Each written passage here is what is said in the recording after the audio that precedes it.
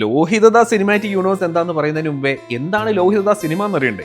ഇപ്പം നമ്മുടെ പോപ്പുലർ കൾച്ചറിലുള്ള ലോഹിതദാസ് ഡയലോഗുകളായ കത്തി താഴെയിടുക, അല്ലെങ്കിൽ ദശരഥത്തിലെ ആനി മകനെ സ്നേഹിക്കുന്നത് പോലെ മാഗിക്ക് എന്നെ സ്നേഹിക്കാൻ പറ്റുമെന്നുള്ള ഡയലോഗ്, പടത്തിലെ ആക്ച്വൽ സീനുകൾ നമ്മൾ കണ്ടതിലും കൂടുതൽ ഇതിന്റെ ഇമിറ്റേഷൻസ് നമ്മൾ കണ്ടിട്ടുണ്ടാവും. കീരിക്കാടൻ ജോസ് കൊല്ലുന്നെങ്കിൽ കൊല്ലട്ടെ എന്ന് ഓർത്തുകൊണ്ട് സേതുമാധവൻ അയാളെ കാണാൻ പോകുന്നതിന് മുമ്പ് കൂട്ടുകാരനോട് പറയുന്ന ഡയലോഗും, ഞാൻ മരിച്ചുപോയാൽ എന്റെ അച്ഛനെ കണ്ടു നീ പറയണം, ലോകത്തൊരാളെയും ഞാൻ ഇത്രമാത്രം സ്നേഹിച്ചിട്ടില്ലെന്ന്.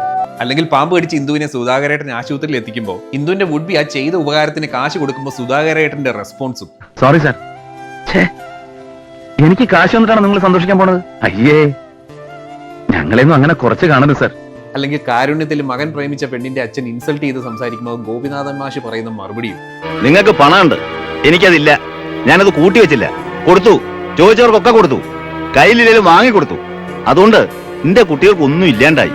ഞാൻ എന്റെ കുട്ടികൾക്ക് പണമല്ല കൊടുക്കണേ, സ്നേഹ, ഈ ജീവിതം. ഇങ്ങനെ ലോഹിതദാസ് സിനിമകളിൽ പറഞ്ഞാൽ തീരാത്ത എത്ര ലൈഫ് മൊമെന്റ്സ് ഉണ്ട്. പക്ഷെ ലോഹിതദാസിന്റെ ഈ സിനിമകളെല്ലാം കണ്ട് ആ ക്യാരക്ടേഴ്സും അതിന്റെ ഇമോഷൻസ് ഒക്കെ മനസ്സിലാക്കി തുടങ്ങി കഴിഞ്ഞ പിന്നെ അദ്ദേഹം മരിച്ച സമയത്ത് അദ്ദേഹത്തെ പറ്റി ഒരു പത്രത്തിൽ വന്നിരുന്ന ഒരു ഡയലോഗ് നമുക്ക് ഓർമ്മ വരും. മലയാള സിനിമയിൽ 2 തരത്തിലുള്ള സിനിമകളെ ഉണ്ടായിരുന്നുള്ളൂ, ലോഹിതദാസ് സിനിമകളും പിന്നെ ബാക്കിയുള്ള സിനിമകളും.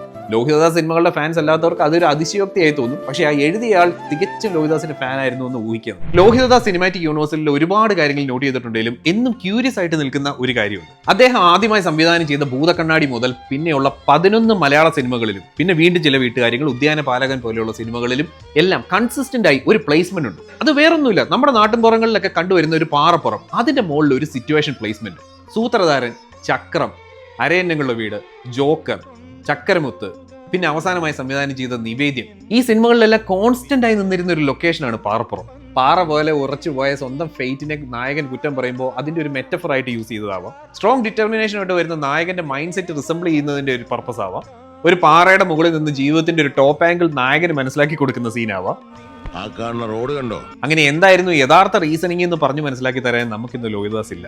അദ്ദേഹത്തിന്റെ സ്ക്രിപ്റ്റുകൾ സിനിമയാക്കി ഒരുപാട് ഡയറക്ടേഴ്സ് ഇപ്പോഴും ജീവിച്ചിട്ടുണ്ട്. അവർക്കൊക്കെ ഇതിന്റെ ഒരു റീസണിംഗ് കുറച്ചുകൂടെ നന്നായിട്ട് ഓൾറെഡി അറിയാമായിരിക്കും. സിബി മലയിൽ ലോഹിതദാസ് കോമ്പിനേഷനിൽ വന്ന മുദ്ര എന്ന് പറയുന്ന ഒരു മലയാള സിനിമയുണ്ട്. ആ സിനിമയുടെ കഥ എന്ന് പറയുന്നത് ഒരു ജുവനൈൽ ഹോം, അവിടെ വളരെ റിബല്യസ് ആയിട്ടുള്ള ടീനേജർ ഈ പിള്ളേരെയൊക്കെ മിസ്യൂസ് ചെയ്ത് രാത്രി ജുവനൈൽ ഹോമിൽ നിന്ന് പുറത്തിറക്കി ക്രൈം ചെയ്യിച്ച് പകരം അവർക്ക് കഞ്ചാവ് കൊടുത്ത് അവരെ നശിപ്പിച്ചുകൊണ്ടിരിക്കുന്ന ഒരു വില്ലൻ. ഈ ജുവനൈൽ ഹോമിലേക്ക് മാസ്റ്ററായി എത്തുന്ന ക്യാരക്ടറാണ് മമ്മൂക്കയുടെ. പിന്നെ ആ ജുവനൈൽ ഹോമിലെ ഒരു കുട്ടി മരിക്കുന്നു, അതിന് ഈ മാസ്റ്റർ റെസ്പോൺസിബിൾ ആവുന്നു. അങ്ങനെയൊക്കെയാണ് അതിന്റെ ഒരു പ്ലോട്ട്.